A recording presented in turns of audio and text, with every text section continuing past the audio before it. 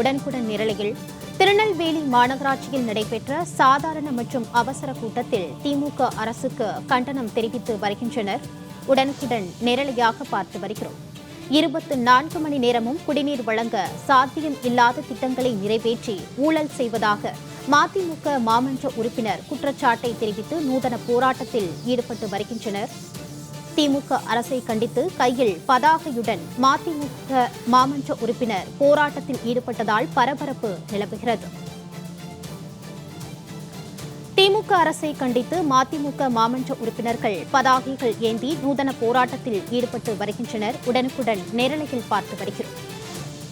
திருநெல்வேலி மாநகராட்சியில் நடைபெற்ற சாதாரண மற்றும் அவசர கூட்டத்தில் திமுக அரசுக்கு எதிராக மதிமுக மாமன்ற உறுப்பினர்கள் போராட்டத்தில் ஈடுபட்டு வருகின்றனர்.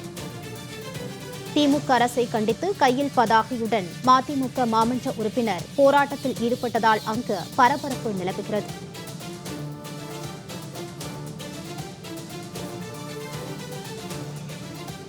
கூடுதல் விவரங்களோடு திருநெல்வேலியில் இருந்து செய்தியாளர் செல்வராஜ் இணைக்கிறார். வணக்கம் செல்வராஜ், இந்த நூதன போராட்டம் குறித்தான விரிவான விவரம்.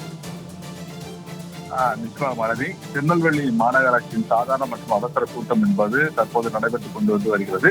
இந்த கூட்டத்திற்கு திமுக கட்சியை சேர்ந்த மேயர் ராமகிருஷ்ணன் தலைமை தாங்கி கொண்டு வருகிறார். இந்த கூட்டத்தில் பங்கேற்ற மதிமுக 41வது மாமன்ற உறுப்பினர் திருமதி சங்கீதா ராதா சங்கர் தனது கையில் மாநகராட்சியை கண்டித்து ஒரு போர்டுடன் வந்தார். அந்த கூட்ட அரங்கிற்கு வந்ததால் பெரும் பரபரப்பு என்பது ஏற்பட்டது. அப்போது 41வது வார்டு மக்களின் வரி பணத்தை 28 கோடி ரூபாய் குடிநீர் தேவைகளை பூர்த்தி செய்வதற்காக ஏமாற்று வேளையில் திருநெல்வேலி மாநகராட்சி நிர்வாகமும் தமிழக அரசும் இறங்கியுள்ளதாக தங்கள் குற்றம் சாட்டினார். 2 நாட்களுக்கு 1 மணி நேரம் கூட எங்களுடைய வார்டு பகுதியில குடிநீர் வழங்க முடியாத மாநகராட்சி நிர்வாகம் இப்போது 24 மணி நேரமும் குடிநீர் வழங்க முடியுமா என சாத்தியமா எனவும் தங்களுடைய கேள்விகளை எழுப்பினார். நிறைவேற்ற முடியாத திட்டங்கள் மூலமாக பல்வேறு ஊழல்கள் செய்வதற்காக திமுக அரசு தங்கள் முயற்சி செய்து வருவதாகவும் குற்றம் சாட்டினார்.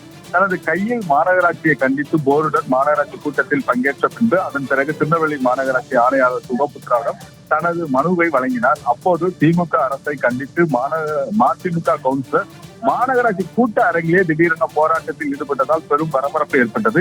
இதைத் தொடர்ந்து தன்னுடைய கையில் அந்த போர்டோடு தன்னுடைய கூட்டத்தில் பங்கேற்று தற்போது வரை அந்த கூட்ட அரங்கிலே அமர்ந்து கொண்டே இருக்கிறார். ஏற்கனவே என்ஜிஓ காலனி, பொதிகை நகர் உள்ளிட்ட பல்வேறு பகுதிகளில் 2 நாட்களுக்கு 1 மணி நேரம் தான் தண்ணீர் வழங்கப்படுகிறது.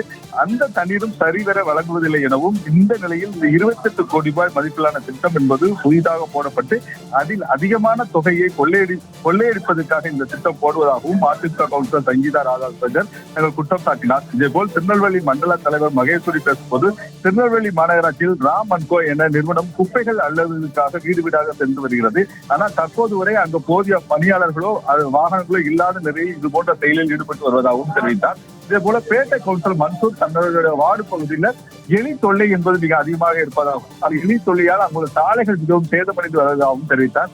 அப்போது மாநகராட்சியோட மேயர் ராமகிருஷ்ணன் அவருக்கு நக்கலாக எலியை பிடிப்பதற்கு தற்போது பயிற்சிகள் அளிக்கப்பட்டு வருகிறது, அது எலியை பிடிப்பதற்கான நடவடிக்கை மேற்கொள்ளப்படும் என தெரிவித்த போது உடனடியாக அவர் முதலில் தெரு நாய்களை பிடிங்கள், அதன் பிறகு எலியை பிடிங்கள் என தெரிவித்தார். இதனால் இந்த கூட்டத்தில் ஒரு பெரும் பரபரப்பாக ஏற்பட்டது. குறிப்பாக திருநெல்வேலி மாநகராட்சி பகுதியில் எந்தவித ஒரு அடிப்படை வசதிகளும் மேற்கொள்ளப்படவில்லை என திமுக கவுன்சிலரும் மதிமுக கவுன்சிலரும் அடுக்கடுக்காக தங்களுடைய குற்றச்சாட்டுகளை எழுப்பிக் கொண்டு வருகிறார்கள்.